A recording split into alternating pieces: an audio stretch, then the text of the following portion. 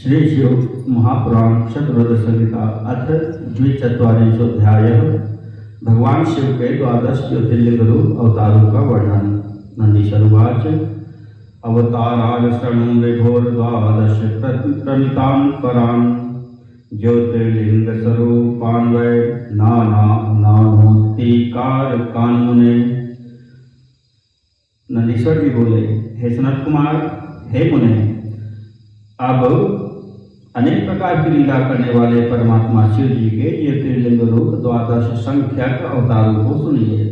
सौराष्ट्र सोमनाथश्च श्रीशैले मल्लिकार्जुनः उज्जयिन्यां महाकाल ओंकारे चामेश्वरः केदारो हिमवत्पृष्ठे डाकिन्यां भीमशंकरः वाराणस्यां च विश्वेशस्य त्र्यंबको गौतमी तटे वैद्यनाथश्चिता भौमौ नागेशो दारुकावने सेतुबन्धे च रामेशो घुष्मेशश्च शिवालये।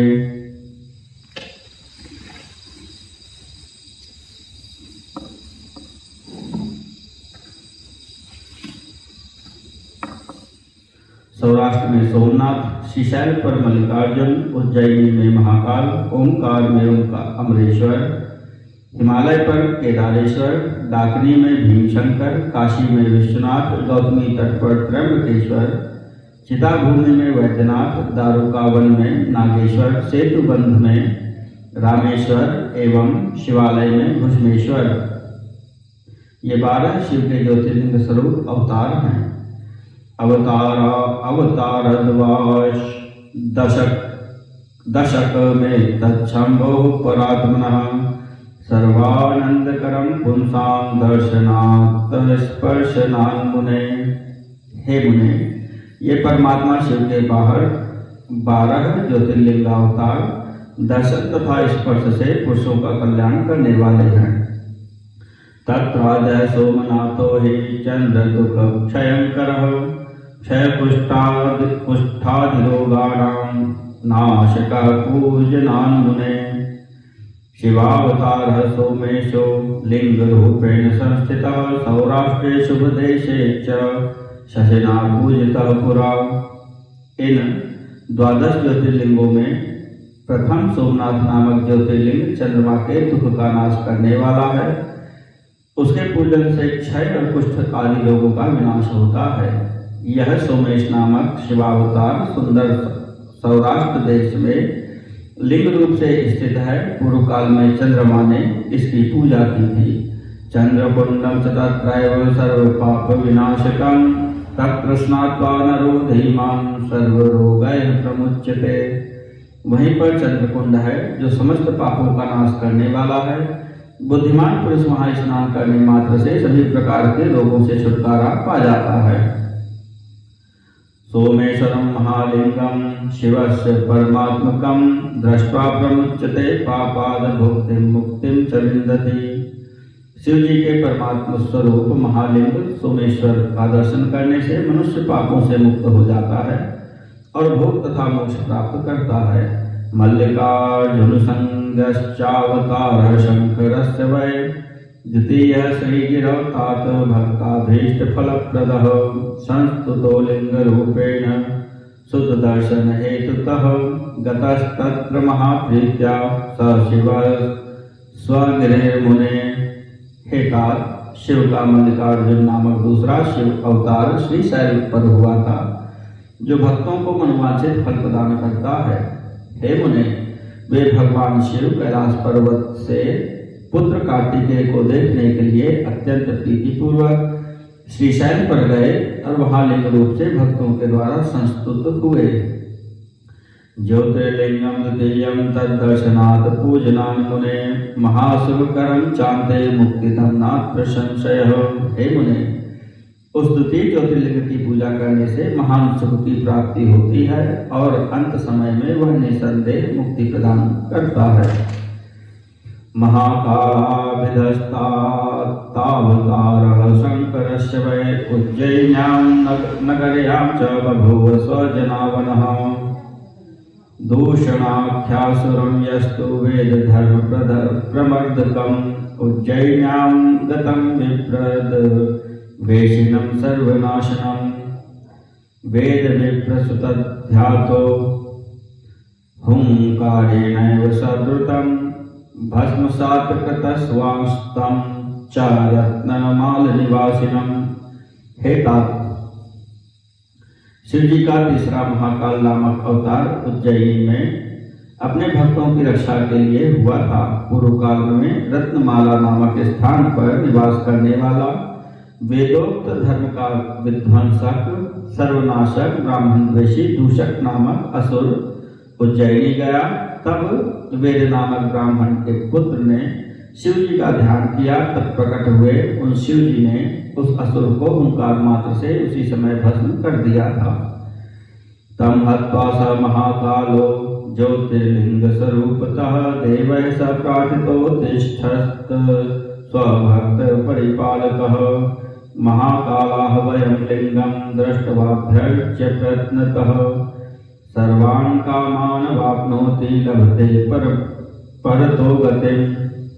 इस प्रकार उस दैत्य को मारकर देवगणों से प्रार्थित होकर अपने भक्तजनों की रक्षा के लिए वे महाकाल नामक ज्योतिर्लिंग स्वरूप वे वहीं उज्जैनी में प्रतिष्ठित हुए।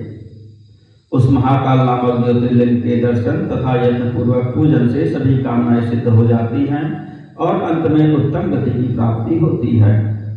ओंकारः परमेशानो धृतः शंभुः परात्मनः अवतारश्चतुर्थो हि भक्ताभीष्ट फलप्रदः। परमात्मा शिव के द्वारा धारण किया गया परमेश्वर संपूर्ण चौथा अवतार ओंकारेश्वर नाम से प्रसिद्ध है, जो भक्तों को इच्छित फल देने वाला है।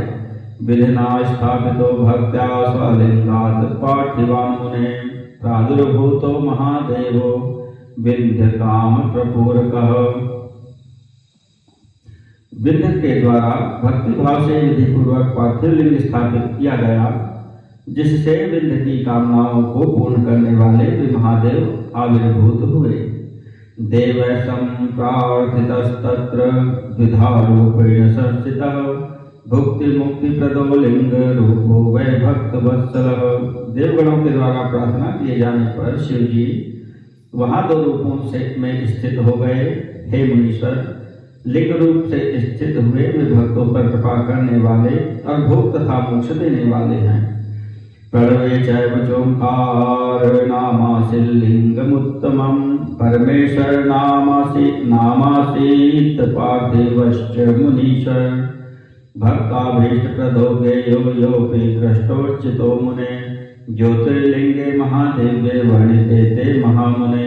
हे मुनीश्वर, प्रणव में ओंकार नाम से स्थित शिव ओंकारेश्वर नाम से प्रसिद्ध हैं और पार्थिव लिंग परमेश्वर नाम से प्रसिद्ध है। हे महामुने,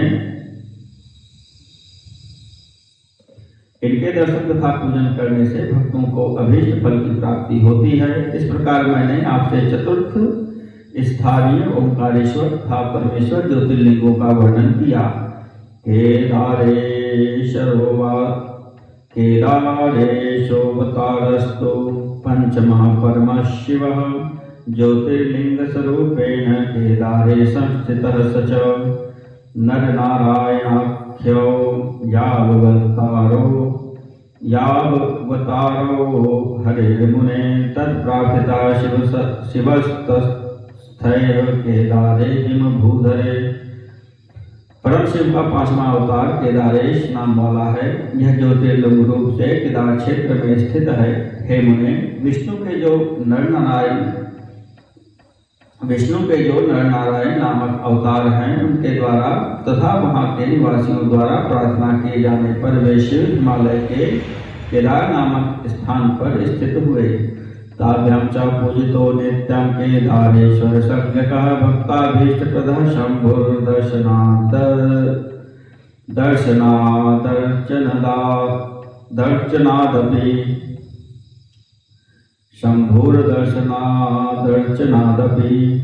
उन दोनों ने ही इन केदारेश्वर नामक ज्योतिर्लिंग की पूजा की थी। ये केदारेश्वर नामक शिव दर्शन तथा अर्चन से भक्तों के मनोरथों को पूर्ण करने वाले हैं। अस्त्रखण्डस स स्वामी सर्वेषोऽपि विषेकतः सर्वकामप्रदस्तात् सोऽवतारः शिवस्य वै भीमशङ्करसंज्ञस्तु खष्टः शम्भोर्महाप्रभोः अवतारो महालीलो भीमासुरविनाशनः। हे तात, शिव जी का यह केदार संज्ञक अवतार सर्वेश्वर होने पर भी इस केदार खंड का विशेष रूप से स्वामी है, जो भक्तों की सभी मनोकामनाएं पूर्ण करने वाला है। शिव जी का छठा ज्योतिर्लिंग अवतार भीमशंकर नाम से प्रसिद्ध है।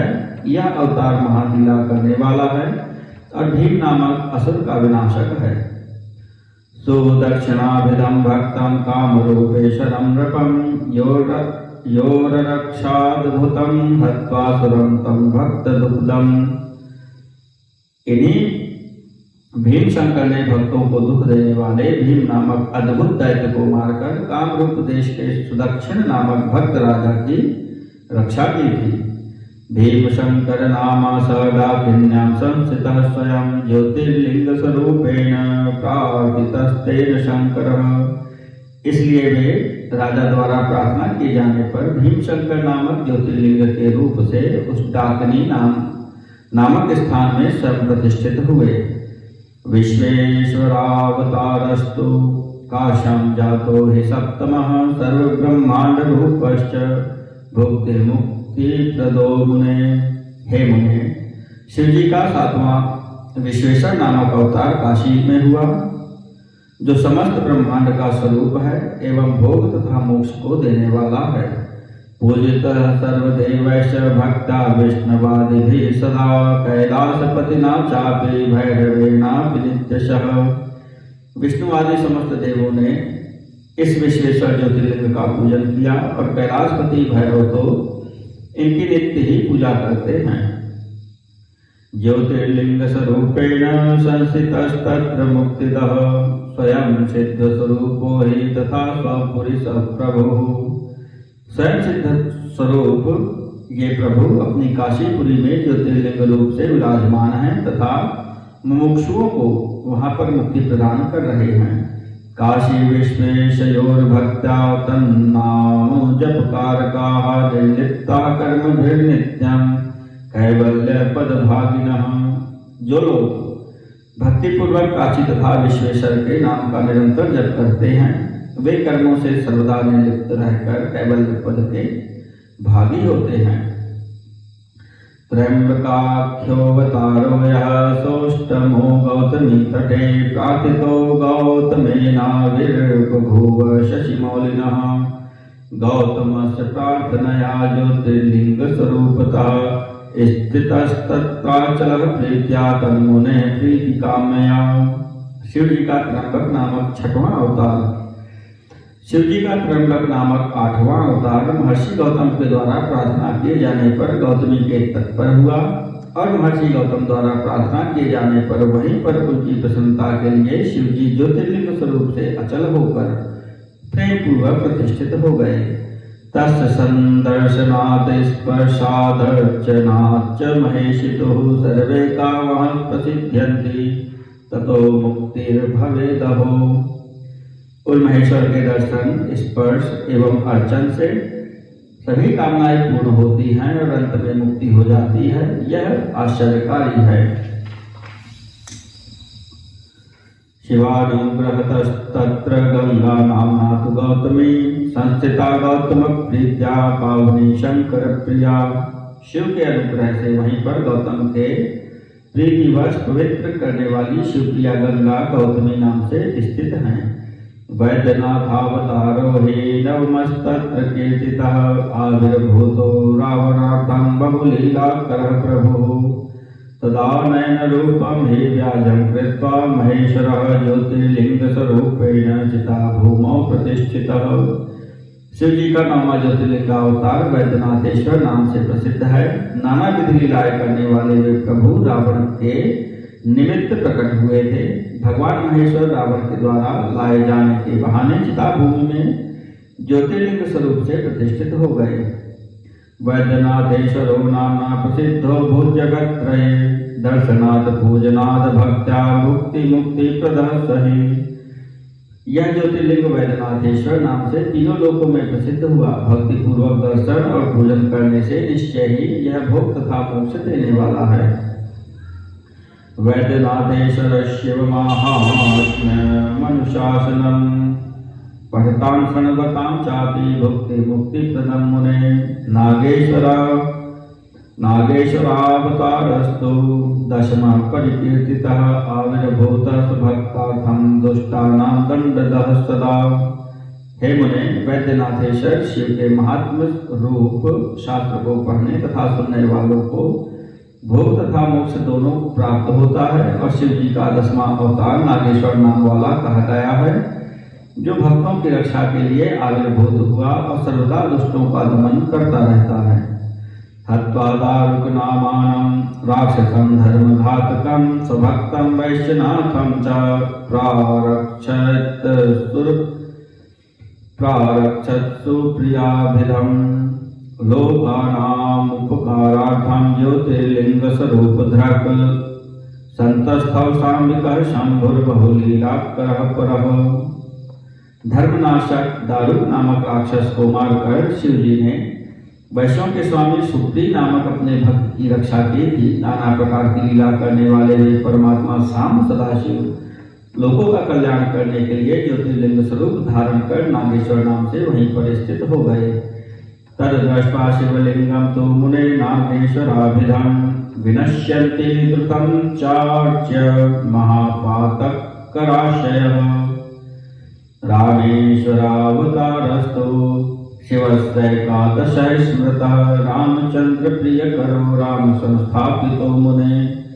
हे मुने, उस नागेश्वर नामक शिवलिंग का दर्शन पूजन करने से महापातकों के समूह शीघ्र ही नष्ट हो जाते हैं। हे मुने, शिव जी का 11वां अवतार रामेश्वर नाम से प्रसिद्ध है, जो रामचंद्र का प्रिय करने वाला है। यह रामचंद्र के द्वारा स्थापित किया गया है। ददौ जयवरं प्रीत्यायो रामाय सुतोषितः आविर्भूतः सलिंगस्तु शंकरो भक्तवत्सलः।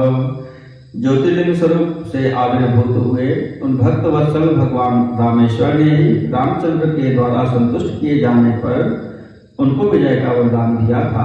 रामेण प्रार्थितोत्यर्थं ज्योतिर्लिंग स्वरूपतः संतस्थौ सेतुबंधे च राम संसेवितो मुने। हे मुने, रामचंद्र जी द्वारा बहुत प्रार्थना करने पर उनके द्वारा सेवित हुए शिव जी ज्योतिर्लिंग स्वरूप से सेतुबंध में स्थित हो गए। रामेश्वरस्य महिमाद्भुतो भूतभुवि चातुलः भुक्ति मुक्ति प्रदश्चैव सर्वदा भक्त कामदः। रामेश्वर की महिमा इस पृथ्वी तल में अद्भुत तथा अतुलनीय हुई। ये भोग तथा मोक्ष को देने वाले तथा भक्तों के मनोरथ को पूर्ण करने वाले हैं।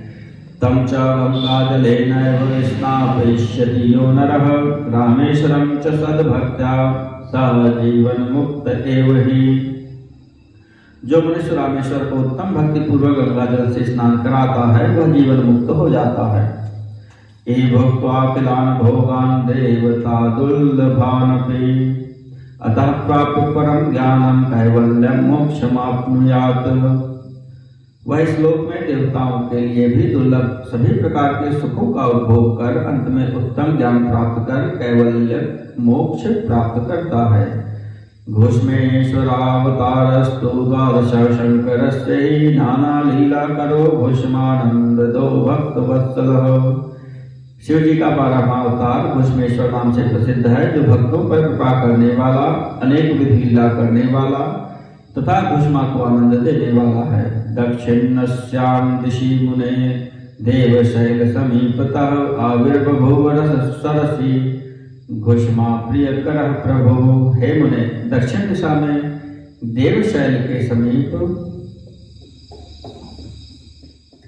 स्थित सरोवर में घोषमा का कल्याण करने वाले प्रभु शिव प्रकट हुए थे। सुदेहामारितं घोषमा पुत्रं साकल्यतो मुने तुष्ट सद्भक्तितः शंभुर्यो रक्षद भक्तवत्सलः। तत्प्रार्थता स वै शंभुस्तदा तडागे तत्र कामदः। ज्योतिर्लिंग स्वरूपेण तस्था घोषमेश्वराभिधः। हे मुनि, इन्हीं भक्तवत्सल शिव जी ने सुदेहा द्वारा मारे गए भुष्मा के पुत्र की उसकी भक्ति से प्रसन्न हो रक्षा की थी और भुष्मा के द्वारा प्रार्थना किए जाने पर संपूर्ण कामनाओं को देने वाले ये प्रभु भुष्मेश्वर नाम से उस सरोवर में ज्योतिर्लिंग स्वरूप से स्थित हो गए। तम दृष्ट्वा शिवलिंगम तो समभ्यर्च्य च भक्तितः कि सर्व सुखम भुक्त्वा ततो मुक्तिम च विन्दति। उस शिवलिंग का दर्शन एवं भक्ति पूर्वक पूजन करने से मनुष्य इस लोक में सभी प्रकार का सुख भोग कर अंत में मुक्ति प्राप्त कर लेता है। इति ते हि समाख्याता ज्योतिर्लिंगावलिमया द्वादश प्रमिता दिव्या भक्ति मुक्ति प्रदायिनी। हे सनत कुमार, इस प्रकार मैंने भोग तथा मोक्ष देने वाले इन दिव्य द्वादश ज्योतिर्लिंगों का वर्णन नाम से कर दिया। एताम ज्योतिर्लिंग कथाम या पठे क्षणयादपि मुच्यते सर्व पापेभ्यो भुक्तिम मुक्तिम च विन्दति। जो मनुष्य ज्योतिर्लिंगों की इस कथा को पढ़ता अथवा सुनता है वह समस्त पापों से छूट जाता है और भोग तथा मोक्ष को प्राप्त कर लेता है। शत्रुरुद्राभिलाचेयं वर्णिता संहिता मया शतावतार सत्कीर्ति सर्वकाम फलप्रदा। मैंने शिव जी के सब अवतारों की उत्तम कीर्ति से पूर्ण तथा सभी मनोरथों को पूर्ण करने वाली इस शतरुद्र नामक संहिता का वर्णन कर दिया। इमाम यह पठते नित्यं शृणुयाद्वा समाहितः सर्वान् कामान् वाप्नोति ततो मुक्तिं लभेत ध्रुवम्। जो एकाग्रचित्त होकर इसे नित्य पढ़ता अथवा सुनता है उसकी समस्त कामनाएं पूर्ण हो जाती हैं और उसके बाद वह मुक्ति को प्राप्त कर लेता है। इति श्री शिव महापुराणे तृतीयायां शतरुद्र संहितायां सनत कुमार नंदीश्वर संवादे द्वादश ज्योतिर्लिंगावतार वर्णनम नाम 24वांशोऽध्यायः।